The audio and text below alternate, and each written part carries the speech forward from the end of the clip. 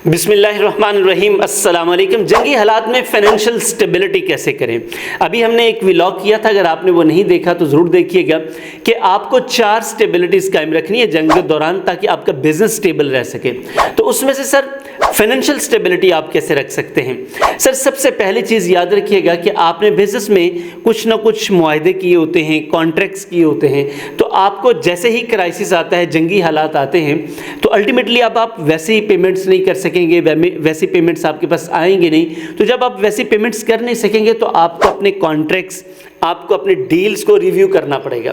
तो नंबर 1 काम आप करें, अपनी डील्स को रिव्यू कर लें कि कहीं ऐसा ना हो कि आप फंस जाएं। मिसाल के तौर पे आपने 1 करोड़ का ऑर्डर दे रखा है जबकि आपके पास अब कैश है जस्ट 50 लाख का, तो आप फंस जाएंगे। तो आपको क्या करना पड़ेगा, रिकंसीडर करना पड़ेगा, रिव्यू करना पड़ेगा। तो नंबर 1 ये काम करें।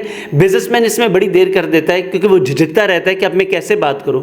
भाई हालात बदले हैं तो आपको बात बदल लेनी चाहिए। मतलब बात बदलने से मुराद आप बातचीत करें, खुद से नहीं, बातचीत करें, चूंकि बिजनेस में बातचीत होती है। जब आप कम्युनिकेट करेंगे तो फिर चीज़ें आपके लिए आसान हो जाएंगी। नंबर 2 सर, आपने चूंकि ये एक इमरजेंसी है तो इमरजेंसी फंड बनाना है। हम इसे कहते हैं कैश बफर बनाना है।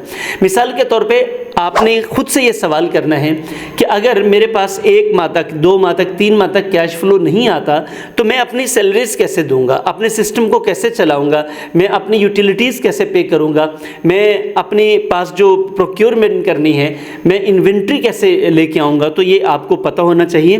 तो क्राइसिस में हमेशा अपना एक बफर कैश जोन ज़रूर बनाएं ताकि उस कैश में से आप अपनी इमरजेंसी को मैनेज कर सकें। नंबर 3 सर, अपने कैश फ्लो को मैक्सिमम स्मूथ रखें।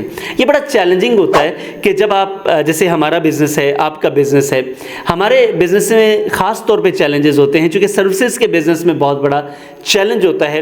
लेकिन इसमें भी आपको अपने कैश फ्लो को क्या करना है, स्मूथ रखना है। इसके 2 ही तरीके हैं। एक ये है कि आप अपने कस्टमर्स को फोर्स करें, दूसरा ये है कि आप उनको लेवरेज करें, उनको सहूलत दें। तो बेहतर ऑप्शन उनको सहूलत देने की, ताकि आपके पास कैश आता रहे, रुके ना, क्योंकि आप बहुत ज़्यादा डिमांड्स करेंगे तो फिर आपका कैश स्टॉप हो जाएगा। तो जब फ्लो स्टॉप हो जाएगा तो अल्टीमेटली आपके लिए प्रॉब्लम्स बनेंगे।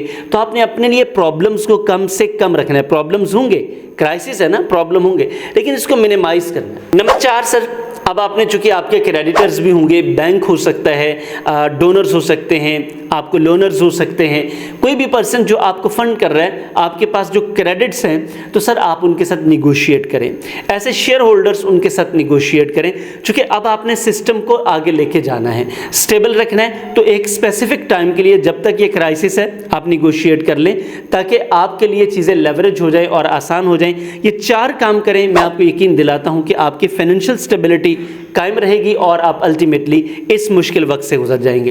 व्लॉग आपको कैसा लगा कमेंट बॉक्स में ज़रूर बताइएगा। अपने दोस्तों के साथ ज़रूर शेयर कीजिएगा जो बिज़नेस कर रहे हैं या बिज़नेस में परेशान है, ताकि उनको भी फ़ायदा हो।